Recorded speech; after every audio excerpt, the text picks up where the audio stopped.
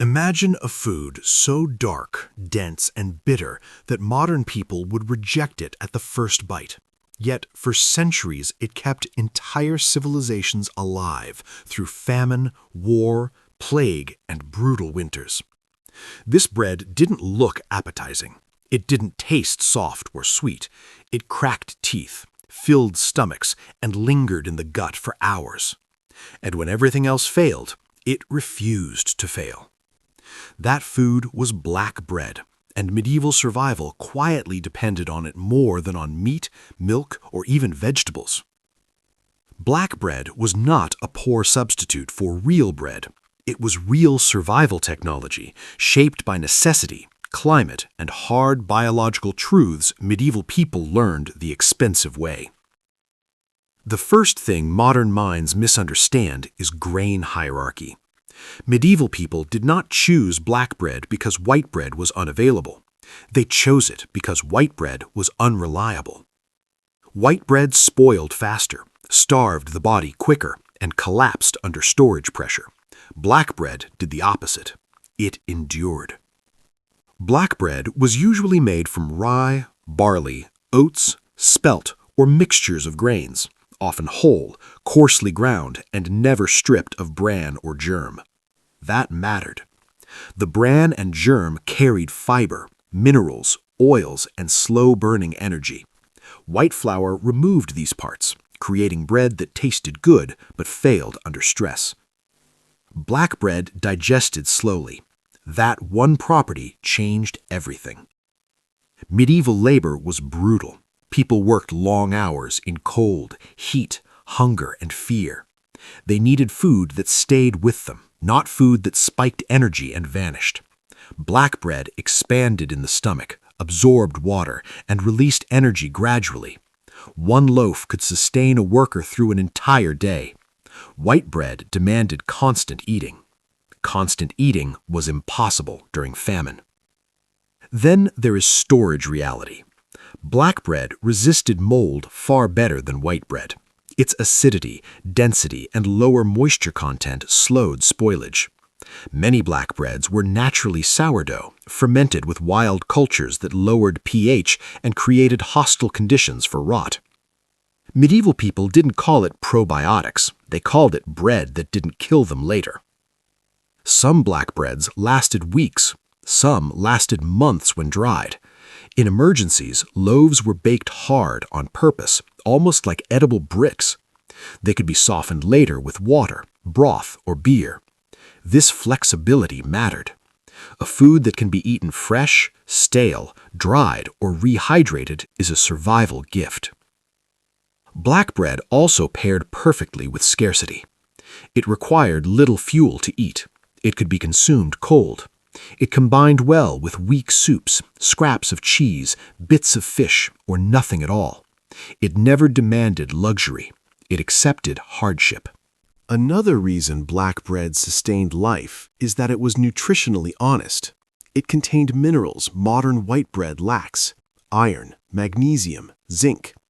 In northern climates where vegetables disappeared in winter, black bread quietly prevented deficiency. Populations that relied on it avoided collapse longer than those chasing refined flour. Rye bread in particular deserves attention. Rye grows where wheat fails: poor soil, cold temperatures, short growing seasons. Medieval farmers learned that rye almost always produced something, even when everything else died. That reliability made rye black bread a cornerstone of northern and eastern Europe. Where wheat betrayed people, rye endured. Black bread also discouraged overconsumption. It was filling, heavy, and monotonous. That sounds like a flaw, but it prevented starvation later. People ate what they needed, not what they wanted. In famine-prone societies, food that limits excess is a feature, not a bug. Social systems formed around it. Black bread was taxed, rationed, protected. Theft of bread carried severe penalties because bread was not just food, it was time stored as calories. A loaf represented days of labor and weeks of survival. Losing it meant death later, not discomfort now. There is also a microbial layer most people ignore.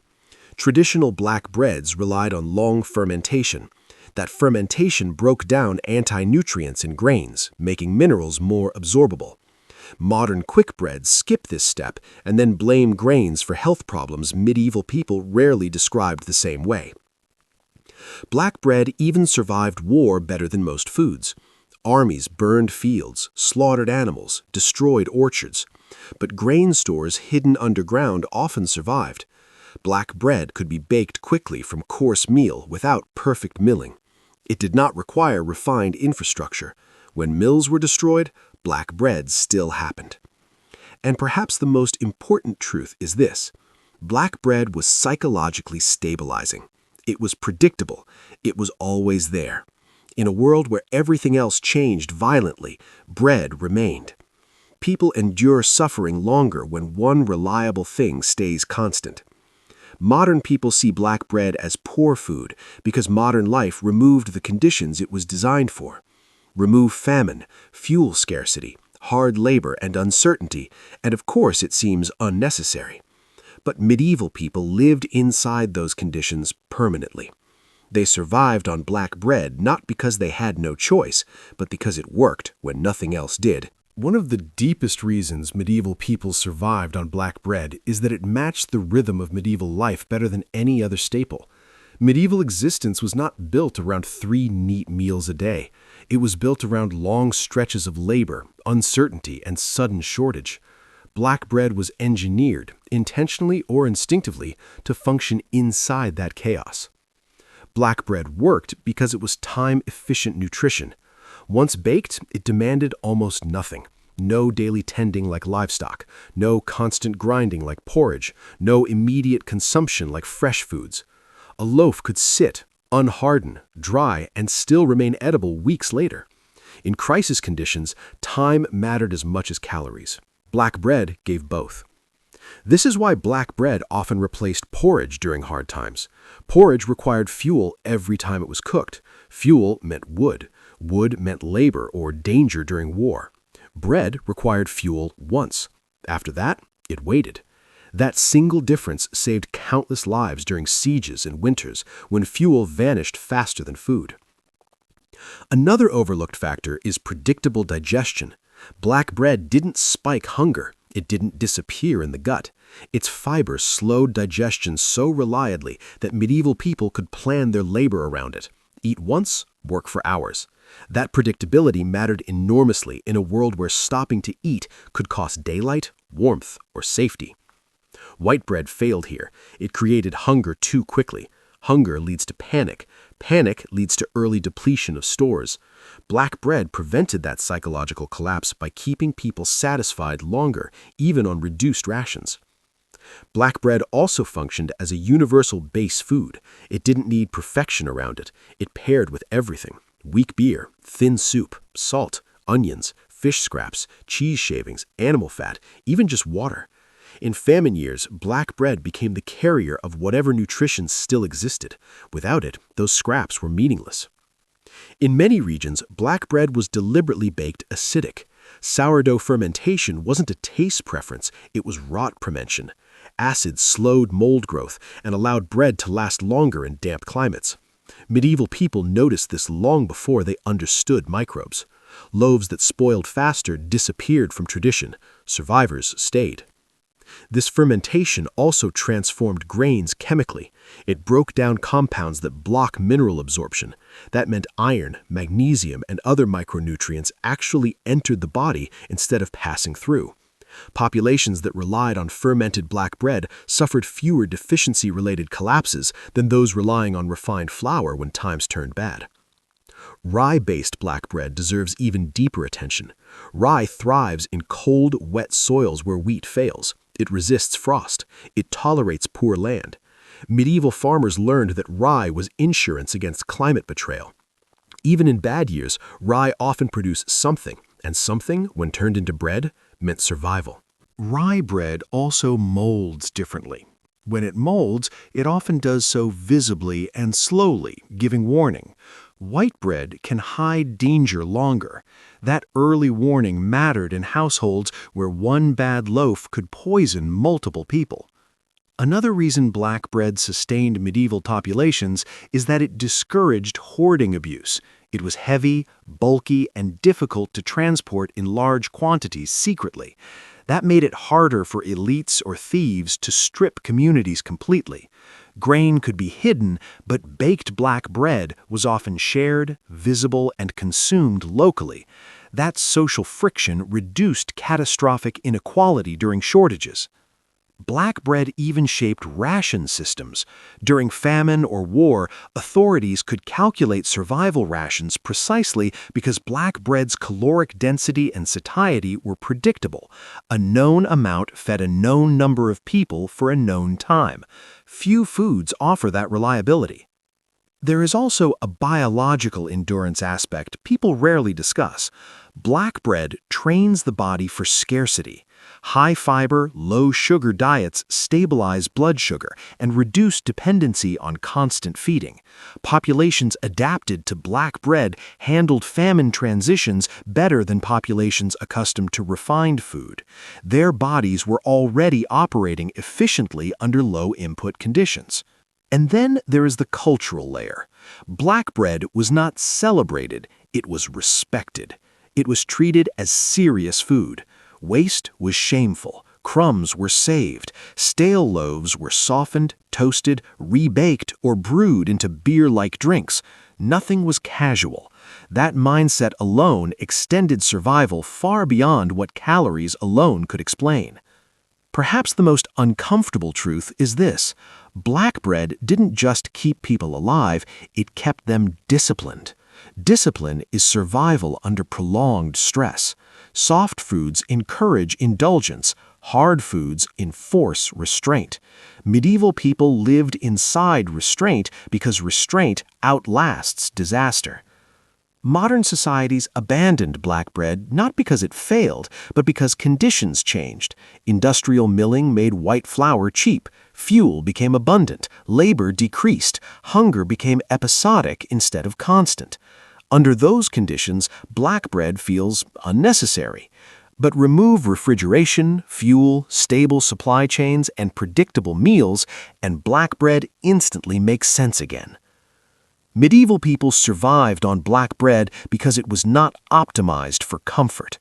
Black bread didn't merely feed bodies, it trained expectations. One of the most important reasons medieval people survived on black bread is that it reset the definition of enough. In a world without abundance, survival depended on preventing psychological collapse before physical collapse. Black bread helped do that. It was filling, heavy, and monotonous enough that people stopped chasing pleasure and focused on endurance. That mental shift mattered more than modern nutrition models admit. White bread creates desire. Black bread creates tolerance. That tolerance reduced social panic. When food becomes a constant source of craving, people hoard, steal, riot, and consume stores too quickly. Black bread dulled that urge. It made hunger manageable, not dramatic. This dampening effect kept communities functional longer during famine. Another overlooked reason black bread didn't fail is that it scaled downward gracefully. When resources declined, loaves became smaller, thinner, harder, but they did not disappear.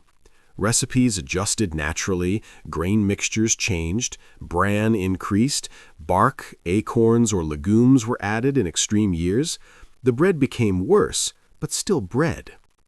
White bread systems collapse abruptly. Black bread systems degrade slowly. That slow degradation is the difference between survival and extinction. Black bread also survived because it tolerated ingredient variability. Medieval mills were inconsistent, grain quality fluctuated. Black bread absorbed these variations without catastrophic failure. Whole grain dough forgives mistakes, refined dough does not. This forgiveness made black bread possible even when skill, tools, or time were lacking. In regions where mills were destroyed or inaccessible, grain could be crushed crudely and still baked into usable bread. That mattered during war. Flour quality didn't need to be perfect. Survival bread accepts imperfection. Another critical reason black bread endured is moisture management. Dense loaves retained internal moisture longer without becoming unsafe, while their acidic nature discouraged mold growth. As bread aged, it hardened rather than rotted. Hard bread is survivable. Moldy bread is deadly. Black bread aged safely. This is why medieval people often preferred bread that was days old. Fresh bread was fragile. Old bread was known. Knowledge reduces risk. Black bread also functioned as portable infrastructure. It could be stacked, transported, traded, and rationed with minimal loss. It didn't require containers beyond cloth. It didn't leak. It didn't melt. In migrations or evacuations, bread was the last thing left behind. Even in monasteries and castles, black bread was used strategically. Higher status individuals ate white bread when available, but black bread was what was stockpiled. Luxury food was for now. Black bread was for later. That distinction saved lives during prolonged crises. Black bread also shaped children's survival. It could be soaked, crumbled, or softened into gruels for those without teeth or strength. That adaptability mattered in famine years when infant and child mortality spiked. Bread that can become many textures is more than food, it's insurance. There is also a biochemical endurance element. High-fiber diets slow nutrient absorption, stabilizing energy levels and reducing metabolic stress during low-calorie intake. Medieval bodies adapted to this rhythm. Sudden shifts to refined food often caused worse hunger and weakness during scarcity. Black bread trained metabolism for endurance. Another reason medieval people survived on black bread is that it reduced dependency on protein. Protein is harder to preserve and distribute. Black bread provided enough amino acids when combined with legumes or small amounts of dairy or fish. This reduced pressure on fragile protein systems. Bread carried survival when protein failed. And finally, black bread anchored cultural continuity. When everything else changed, rulers, borders, technologies, bread remained. Familiar food reduces despair. Despair kills faster than hunger. Black bread gave people something that felt normal even when life was not. Modern societies often assume better technology automatically means better survival. Medieval black bread challenges that assumption. It shows that alignment with reality matters more than refinement. Black bread worked because it accepted scarcity, imperfection, monotony, hard labor, and uncertainty, and built a food around those truths. From here, we can go deeper into how black bread prevented total famine collapse, how abandoning black bread reshaped modern digestion and resilience, or how similar survival breads exist across other civilizations.